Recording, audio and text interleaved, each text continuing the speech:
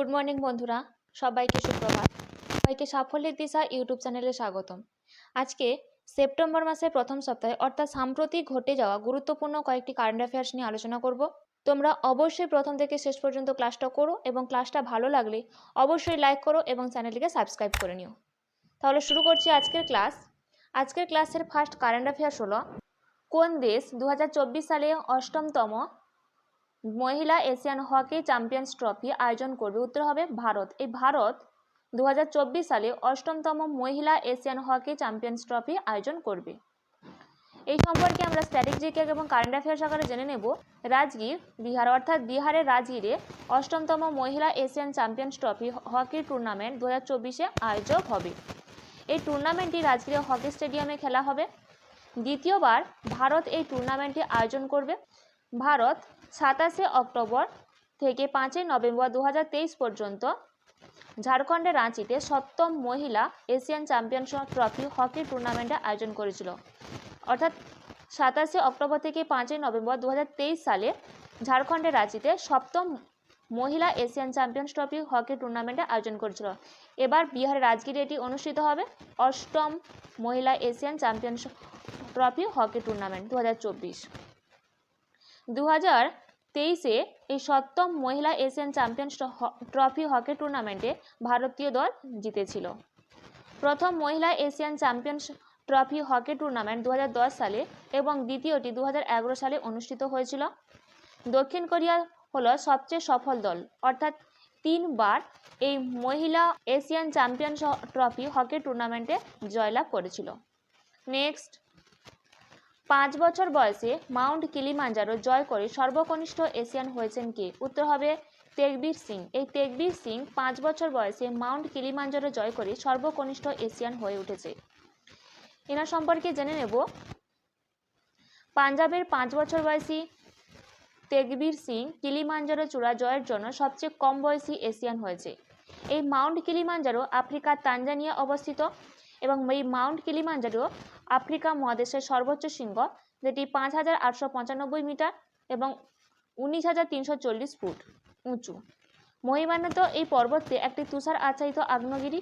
Mount Kilimanjaro আফ্রিকার সর্বোচ্চ উঁচু পর্বত, অর্থাৎ সবচেয়ে উঁচু পর্বত। নেক্সট, ন্যাশনাল সিকিউরিটি গার্ডের নতুন ডিরেক্টর জেনারেল হিসেবে কাকে নিযুক্ত করা হয়েছে? উত্তর হবে বি শ্রীনিবাসন। এই বি শ্রীনিবাসনকে ন্যাশনাল সিকিউরিটি গার্ডের নতুন ডিরেক্টর জেনারেল হিসেবে নিযুক্ত করা হয়েছে। এই সম্পর্কে জেনে নেব। বি শ্রীনিবাসন সিআরপিএফ মহাপরিচালক অনিশ দয়াল সিংয়ের স্থানে স্থলাভিষিক্ত হবেন, যাকে ন্যাশনাল সিকিউরিটি গার্ড অর্থাৎ এনএসজি এর অতিরিক্ত দায়িত্ব দেওয়া হয়েছিল। 1992 সালে বি শ্রীনিবাসন একজন বিহার ক্যাডারের আইপিএস অফিসার ছিলেন এবং বর্তমানে বিহার পুলিশের একাডেমি তা রাজগীর বিহারের পরিচালক হিসেবে নিযুক্ত হবেন।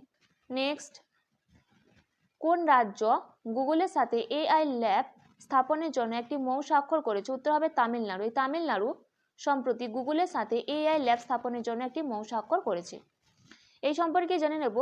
তামিলনাড়ু চেন্নাইয়ে তামিলনাড়ুর এআই ল্যাব চালু করার জন্য গুগলের সাথে একটি মৌ স্বাক্ষর করেছে। এর লক্ষ্য কি?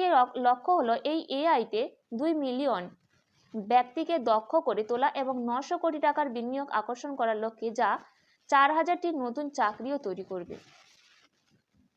নেক্সট, জয়া বর্মা সিনহার অবসর গ্রহণের পর রেলওয়ে বোর্ডের চেয়ারম্যান ও প্রধান নির্বাহী কর্মকর্তা অর্থাৎ সিইও হিসেবে কে নিযুক্ত হয়েছেন? উত্তর হবে সতীশ কুমার। এই সতীশ কুমার জয়া বর্মা সিনহার অবসর গ্রহণের পর রেলওয়ে বোর্ডের চেয়ারম্যান ও প্রধান নির্বাহী কর্মকর্তা অর্থাৎ সিইও হিসেবে নিযুক্ত হয়েছেন। এই সম্পর্কে জেনে নেব। সতীশ কুমার রেলওয়ে বোর্ডের নতুন চেয়ারম্যান ও সিইও হিসেবে নিযুক্ত হয়েছেন। সতীশ কুমার জয়া বর্মা সিনহার স্থানে স্থলাভিষিক্ত হবেন, যিনি 31 আগস্ট 2024 তারিখে অবসর গ্রহণ করেছেন।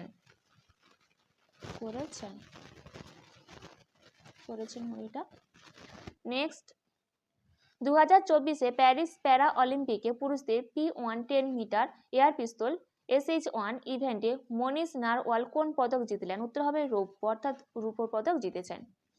এই সম্পর্কে জেনে নেব। মনীষ নারওয়াল একজন ভারতীয় প্যারা পিস্তল শুটার। ওয়ার্ল্ড শুটিং প্যারা স্পোর্ট র্যাঙ্কিং অনুযায়ী পুরুষদের 10 মিটার এয়ার পিস্তল SH1-এ তিনি বিশ্বের 4র্থ স্থানে রয়েছেন। প্যারিসে 2024 সালে গ্রীষ্মকালীন প্যারাঅলিম্পিকে একটি রৌপ্য পদক তিনি জিতলেন।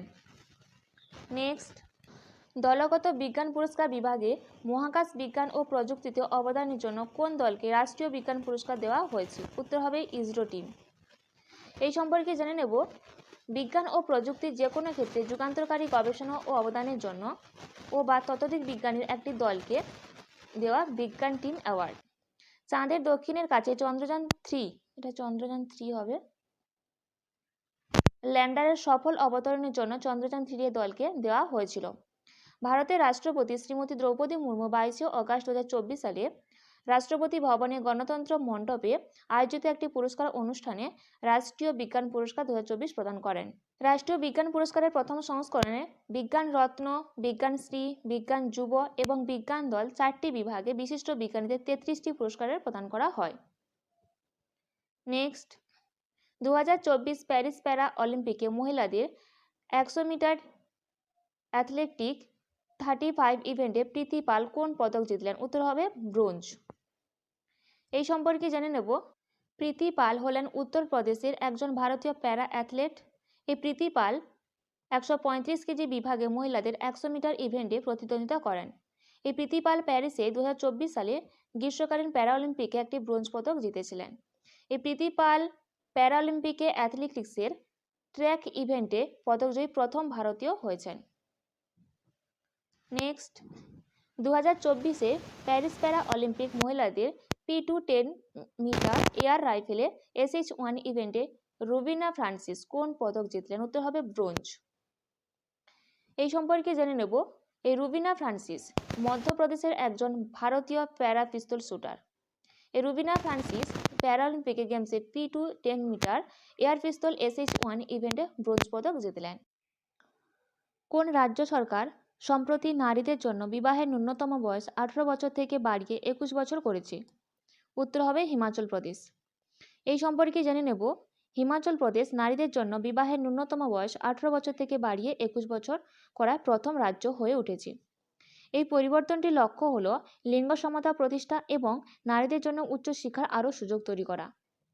শিশু বিবাহ নিষিদ্ধ অর্থাৎ হিমাচল প্রদেশের সংশোধন বিল 2024 অনুযায়ী এটি 2024 সালের 27 আগস্ট রাজ্য বিধানসভায় পাশ করা হয়। 2024 সালে বিজ্ঞান রত্ন বিভাগে রাষ্ট্রীয় বিজ্ঞান পুরস্কার কে পেয়েছিলেন? উত্তর হবে প্রফেসর গোবিন্দরাজন পদ্মনাভন। এই প্রফেসর গোবিন্দরাজন পদ্মনাভন 2024 সালে বিজ্ঞান রত্ন বিভাগে রাষ্ট্রীয় বিজ্ঞান পুরস্কার পেয়েছিলেন। এনার সম্পর্কে জেনে নেব, প্রফেসর গোবিন্দরাজন পদ্মনাভন বিজ্ঞান রত্ন বিভাগে 2024 সালে রাষ্ট্রীয় বিজ্ঞান পুরস্কার পেলেন। এই বিজ্ঞান রত্ন ভারতের বৈজ্ঞানিক সম্প্রদায়ের সর্বোচ্চ সম্মান একটি। প্রফেসর গোবিন্দরাজন পদ্মনাভন বিজ্ঞানে তার অসাধারণ অবদানের জন্য রাষ্ট্রীয় বিজ্ঞান পুরস্কার পেলেন। ভারতের রাষ্ট্রপতি দ্রৌপদী মুর্মু এই পুরস্কারটি তাকে প্রদান করেছেন। নেক্সট, অনূর্ধ্ব 20 অর্থাৎ আন্ডার 20 স্যাপ ফুটবল চ্যাম্পিয়নশিপের শিরোপা কে জিতেছে? উত্তর হবে বাংলাদেশ। এই সম্পর্কে জেনে নেব, স্যাপ অর্থাৎ সাউথ এশিয়ান ফুটবল ফেডারেশন অনূর্ধ্ব 20 অর্থাৎ আন্ডার 20 চ্যাম্পিয়নশিপ ফুটবল টুর্নামেন্টে শিরোপা জিতেছে বাংলাদেশ। এই প্রথমবারের মতো এই চ্যাম্পিয়নশিপ জিতেছে বাংলাদেশ। নেপাল ও বাংলাদেশের পাশাপাশি এই প্রতিযোগিতায় শ্রীলঙ্কা, ভারত, মালদ্বীপ ও ভুটান অংশ নেয়। এই সাফ অনূর্ধ্ব 20 চ্যাম্পিয়নশিপ একটি দ্বিবার্ষিক আন্তর্জাতিক অ্যাসোসিয়েশন ফুটবল প্রতিযোগিতা, যা দক্ষিণ এশীয় ফুটবল ফেডারেশন কর্তৃক তার সদস্য রাষ্ট্রসমূহের অনূর্ধ্ব 20 অর্থাৎ আন্ডার 20 জাতীয় দলসমূহের মধ্যে অনুষ্ঠিত হয়। এই টুর্নামেন্টের প্রথম সংস্করণ হয়েছিল 2015 সালে নেপালে অনুষ্ঠিত হয়েছিল। নেক্সট, আন্ডার 17 বিশ্ব কুস্তি চ্যাম্পিয়নশিপ 2024-এ ভারতীয় কুস্তিগির কয়টি পদক জিতল? উত্তর হবে 10টি। এই সম্পর্কে জেনে নেব, আন্ডার 17 বিশ্ব কুস্তি চ্যাম্পিয়নশিপ 2024-এ 19 থেকে 25 আগস্ট 2024 পর্যন্ত জর্ডানে আম্বানি বিশ্ব কুস্তি নিয়ন্ত্রক সংস্থা ইউনাইটেড ওয়ার্ল্ড রেসলিং দ্বারা আয়োজিত হয়েছিল। ভারতীয় মহিলা কুস্তিগিররা আন্ডার 17 বিশ্ব কুস্তি চ্যাম্পিয়নশিপ 2024-এ ভারতীয় দল 10টি পদক জিতেছে। তার মধ্যে 5টি স্বর্ণ, 1টি রৌপ্য এবং 4টি ব্রোঞ্জ। এই আন্ডার 17 ওয়ার্ল্ড রেসলিং চ্যাম্পিয়নশিপ 2024-এ প্রতিযোগিতাটি 3টি বিভাগে অনুষ্ঠিত হয়েছিল। একটি পুরুষদের ফ্রিস্টাইল, গ্রিকো রোমান এবং মহিলাদের ফ্রিস্টাইল। নেক্সট, 2024 সালে প্যারিস প্যারা অলিম্পিকে মহিলাদের 10 মিটার এয়ার রাইফেলে SH1 ইভেন্টে মোনা আগারওয়াল কোন পদক জিতলেন? উত্তর হবে ব্রোঞ্জ। এই সম্পর্কে জেনে নেব। এই মোনা আগারওয়াল রাজস্থানের একজন ভারতীয় প্যারাশুটার। 2024 প্যারিস প্যারা অলিম্পিকে মহিলাদের 10 মিটার এয়ার রাইফেলে SH1 ইভেন্টে সোনার পদক জিতেছে অবনী লেখারা, রূপোর পদক জিতেছে দক্ষিণ কোরিয়ার পুনরিলি এবং ব্রোঞ্জ পদক জিতেছে মোনা আগারওয়াল। নেক্সট, 2024 প্যারিস প্যারা অলিম্পিকে মহিলাদের 10 মিটার এয়ার রাইফেলে SH1 ইভেন্টে অবনী লেখারা কোন পদক জিতলেন? উত্তর হবে সোনা। এই সম্পর্কে জেনে নেব। এই অবনী লেখারা মহিলাদের 10 মিটার এয়ার রাইফেলে SIH1 ইভেন্টে সোনা জিতেছেন। তিনি প্রথম ভারতীয় যিনি দুটো প্যারা অলিম্পিকে সোনা জিতলেন। টোকিও প্যারা অলিম্পিকে 2020 shooter Avani Lekhara 10 metre air rifle ইভেন্টে সোনা জিতেছেন, যারা 50 মিটার রাইফেলে এবং পজিশন ইভেন্টে ব্রোঞ্জ। প্রথম ভারতীয় হিসেবে একই প্যারা অলিম্পিকে দুটি পদক জয়লাভ করলেন। এছাড়াও টোকিও প্যারা অলিম্পিকে 2020 সমাপ্তি অনুষ্ঠানে ভারতের পতাকা বহনকারী ছিলেন তিনি। নেক্সট, ব্যাডমিন্টন এশিয়া অনূর্ধ্ব 17 চ্যাম্পিয়নশিপে পুরুষদের এককে ভারতের জ্ঞান দত্ত কোন পদক জিতেছেন? উত্তর হবে ব্রোঞ্জ। এই সম্পর্কে জেনে নেব। ব্যাডমিন্টন এশিয়া অনূর্ধ্ব 17 অর্থাৎ অনূর্ধ্ব 17 চ্যাম্পিয়নশিপে পুরুষদের একক বিভাগে ব্রোঞ্জ পদক জিতেছেন জ্ঞান দত্ত। 2024 সালে এশিয়ান অনূর্ধ্ব 15 এবং অনূর্ধ্ব 17 ব্যাডমিন্টন চ্যাম্পিয়নশিপে ভারত দুটি পদকও জিতেছিলেন। নেক্সট, আন্তর্জাতিক মাদার তেরেসা পুরস্কার প্রদান অনুষ্ঠান কোথায় অনুষ্ঠিত হয়? উত্তর হবে দুবাইতে। এই সম্পর্কে জেনে নেব। 24তম আন্তর্জাতিক মাদার তেরেসা পুরস্কার অনুষ্ঠান দুবাই অনুষ্ঠিত হয়েছিল। এই অনুষ্ঠানটি দুবাই মিলেনিয়াম প্লাজা হোটেলে অনুষ্ঠিত হয়েছিল। দুবাই আন্তর্জাতিক মাদার তেরেসা পুরস্কার অনুষ্ঠান দুবার আয়োজন করেছে, যা ভারতের বাইরে এই অনুষ্ঠানটি অনুষ্ঠিত হওয়া দুটি স্থানের মধ্যে একটি। অনুষ্ঠানটি বিভিন্ন পুরস্কার প্রাপ্তদের সাথে মাদার তেরেসার 114তম জন্মবার্ষিকী উদযাপন করেছে। সর্বভারতীয় সংখ্যালঘু ও দুর্বল সেকশন কাউন্সিল দ্বারা আয়োজিত এই অনুষ্ঠানটি বাইরে অনুষ্ঠিত হয়েছিল। নেক্সট, 2024 সিনসিনাটি ওপেন টেনিস টুর্নামেন্টে মহিলা একক বিভাগে কে জয়লাভ করলো? উত্তর হবে আরিনা সাবালেঙ্কা। এই Arina Sabalenka 2024 Cincinnati open tennis টুর্নামেন্টে মহিলা একক বিভাগে জয়লাভ করেছে। এই সম্পর্কে জেনে নেব। বেলারুসের টেনিস খেলোয়াড় আরিনা সাবালেঙ্কা আমেরিকার টেনিস খেলোয়াড় জেসিকা পেগুলাকে হারিয়ে শিরোপা জিতেছেন। নেক্সট, বিশ্বের দ্বিতীয় বৃহত্তম হীরা কোথায় পাওয়া গেছে? উত্তর হবে বতসোয়ানাতে। এই বতসোয়ানাতে বিশ্বের দ্বিতীয় বৃহত্তম হীরা পাওয়া গিয়েছে। এই সম্পর্কে জেনে নেব। বিশ্বের দ্বিতীয় বৃহত্তম 2492 ক্যারেট হীরাটি বতসোয়ানার কানাডিয়ান ফার্ম লুকারা ডায়মন্ডে মালিকাধীন একটি খনিতে আবিষ্কৃত হয়েছে। এই বৃহত্তম হীরাটি 3106 ক্যারেট, যেটি 1905 সালে দক্ষিণ আফ্রিকায় পাওয়া একটি কলিনান ডায়মন্ড নামে পরিচিত। নেক্সট, কোন দেশ 2024 সালে আইসিসি মহিলা টি20 বিশ্বকাপ আয়োজন করবে? উত্তর হবে সংযুক্ত আরব আমিরাত। এই সংযুক্ত আরব আমিরাত 2024 সালে আইসিসি মহিলা টি20 বিশ্বকাপ আয়োজন করবে। এই সম্পর্কে জেনে নেব। 2024 সালে আইসিসি মহিলা টি20 বিশ্বকাপ এটি নবম সংস্করণ। আয়োজকগুলি হল সংযুক্ত আরব আমিরাত। 2023 সালে আইসিসি মহিলা টি20 বিশ্বকাপ আয়োজকগুলি দক্ষিণ আফ্রিকা চ্যাম্পিয়ন্স এবং অস্ট্রেলিয়া ষষ্ঠ শিরোপা রানার্স আপ দক্ষিণ আফ্রিকা হয়েছিল।